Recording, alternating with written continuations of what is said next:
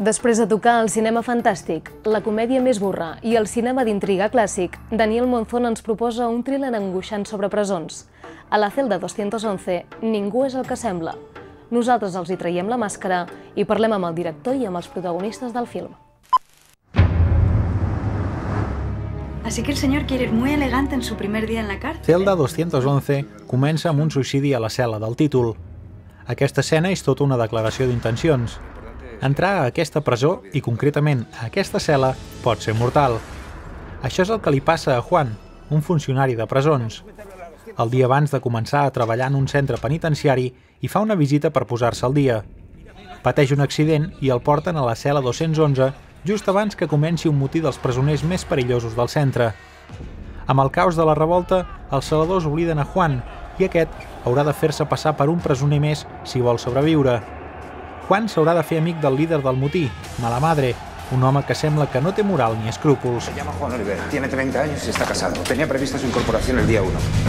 Com hem dit, ho sembla. Tots els personatges de Celda 211 semblen una cosa quan comença el film, però s'acaben transformant en una altra. Alguns personatges canvien el seu rol i els que en un principi aparentaven ser més dèbils, com en Juan i la seva nòvia Elena, que segueix el cas des de l'exterior, es revelen com uns autèntics valents. De pronto les sucede algo en sus vidas, ¿no? Que es como una bomba, y sacan ese instinto de supervivencia, se están enamorados, él quiere salir del encierro en el que se ha visto de pronto metida, ella quiere de alguna manera salvar también a su pareja, ¿no? Y los dos, bueno, en ese intento de salvarse el uno al otro, ¿no? De continuar su historia, de su amor, etcétera, pues conocen las 30 horas más tremendas de sus vidas, ¿no?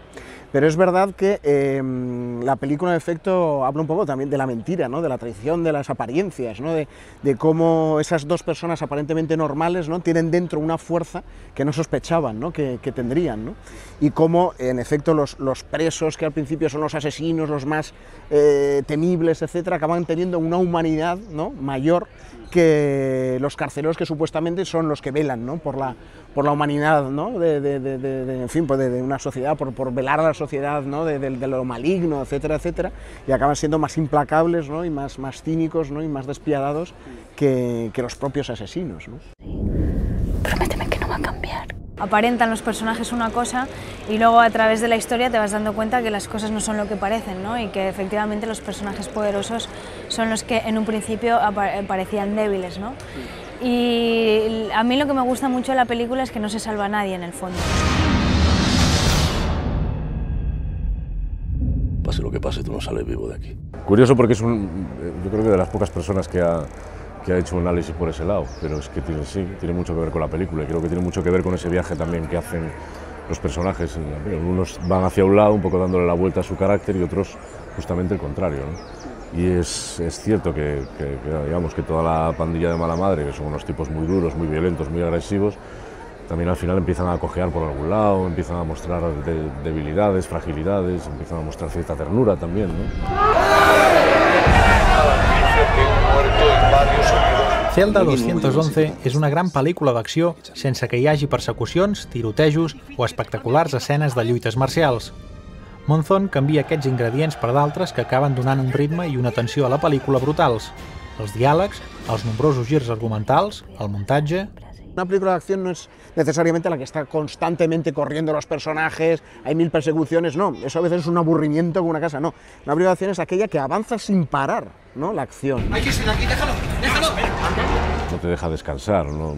Hay pequeños momentos de reflexión, pero están muy medidos y muy justos para que no vuelvas atrás, para que sigas ahí el avance con la película, ¿no? Celda 211 rescata aquesta intensitat de la novel·la de Francisco Pérez Gandul. Quan Monzón la va llegir, va tenir molt clar que allà dins hi havia una pel·lícula. Tot i que la novel·la era evidentment una ficció, l'autor tocava molts temes extrets de la realitat. Per això Monzón integra també al film la trama dels presoners d'ETA, que es converteixen en una moneda de canvi molt valuosa pels amotinats, i ho fa sense pors ni reserves. És un element més per donar continuïtat al film. Lo bueno es que tiene también unas lecturas muy interesantes, ¿no? Tiene lecturas políticas y sociales muy interesantes del comportamiento del ser humano cuando está en determinadas circunstancias y también de una lectura política de cómo se utilizan los presos como moneda de intercambio, ¿no? ¡Tapar la puerta! Y de repente empiezan a suceder cosas y luego cuando parece que la cosa se está quedando quieta, aparece el mundo de ETA, pero que efectivamente no se habla del mundo de ETA, sino que aparece como un instrumento más dentro de la película para hablar de lo que acaba hablando la película, ¿no? ¿Qué pasa? ¡Yo qué sé! O sea, es un elemento que en absoluto es protagonista de la historia, pero sí que juega un papel muy esencial dentro de la historia. Y si ya estás tratando eso, lo que tampoco puedes hacer es vadearlo de forma, ¿no? O sea, tienes que, pues eso, que manejarlo con directo, como es la película, ¿no? Directa, como un puñetazo, ¿no? ¡No pasa nada! ¿Qué coño mirar? Mirar hacia arriba, sube, sube. Que el gilipollas del Elvis le ha abierto la cabeza. Sí, ¿qué pasa? Per donar una visió propera a la realitat de com es viu dins de la presó, Daniel Monzón va estar tot un any, mentre escrivia el guió, visitant presons, parlant amb presos i amb funcionaris i educadors. Aleshores se'n va adonar que la presó amaga un univers propi que reflecteix la mateixa societat que el genera.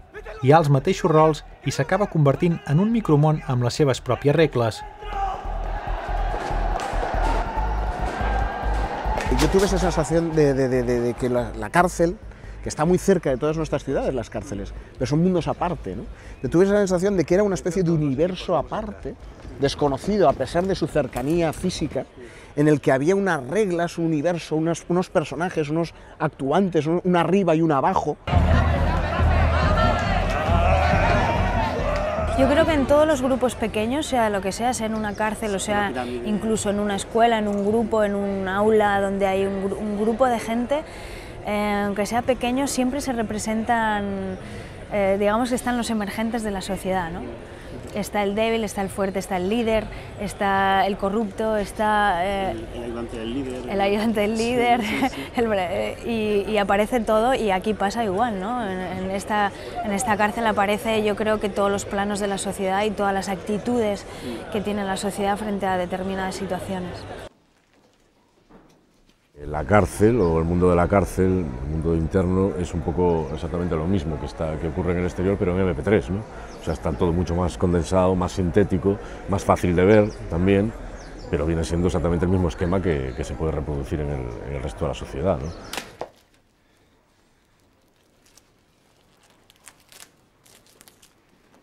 ¿Y tú de dónde has salido? De lo 211. I dins d'aquest món paral·lel que és la presó, el rei és mala madre, el cap del ramat. És un autèntic monstre, imposa amb la seva presència, el seu físic, els gestos que fa i, sobretot, la seva veu. Escolteu-lo. No us recorda el ninot Rockefeller de José Luis Moreno? Una hostia que me dieron.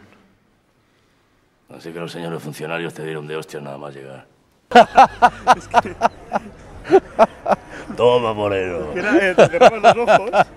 Pues no lo había pensado. No, la voz, pero podía ser perfectamente, vamos. Solo que tenía que haberme puesto el smoking. Bueno, y aparte de por tocar los cojones, ¿por qué más estás aquí? Pero lo de Rockefeller no lo había pensado, pero sí que es cierto. Ya, pero seguro que eres inocente. No. Celda 211 comença com la clàssica peça de cinema negre, però ràpidament desemboca en una tragèdia. La situació extrema que viu Juan a la presó canviarà la seva vida per sempre. La pel·lícula també reflexiona sobre quina és l'autèntica presó i, acostant-se a Orwell, ens diu que a fora també vivim marcats per unes pautes, controlats, i que si sortim d'aquest ordre establert ens poden picar els dits. ¿Tienes idea dónde tengo los calzoncillos limpios? Y parece que la presa es ella, la que está encerrada es ella y la que no tiene derecho a nada es ella, que es la que está en libertad, ¿no? Es como que de repente se va torciendo todo de una manera que no se sabe quién tiene más libertad, si el de dentro o el de fuera, quién es más corrupto, si el de dentro o el de fuera, si el funcionario o el preso o el poderoso. O sea, de repente es como, me gusta mucho de la película eso, ¿no? Que empiezan a girar todos los personajes y todas las situaciones en un mismo bloque, ¿no? Que no se sabe quién está libre, quién no, quién tiene el poder y quién no. Así que el señor quiere ir muy elegante en su primer día en la cárcel, ¿eh?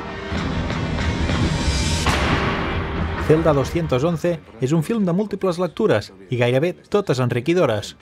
A Sitges es va convertir en la pel·lícula més ovacionada pel públic i ara vol continuar rebent més aplaudiments als cines. No us la perdeu! Mírame, no cierres los ojos. ¡Estás tomando la galería! Hay que irse de aquí, déjalo, déjalo.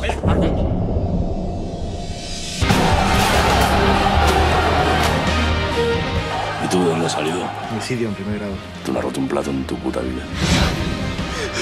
Estoy a punto de empezar una partida de póker con un asesino. Vamos a entrar. ¿Son ellos o nosotros? ¡Esta gente no tiene palabra!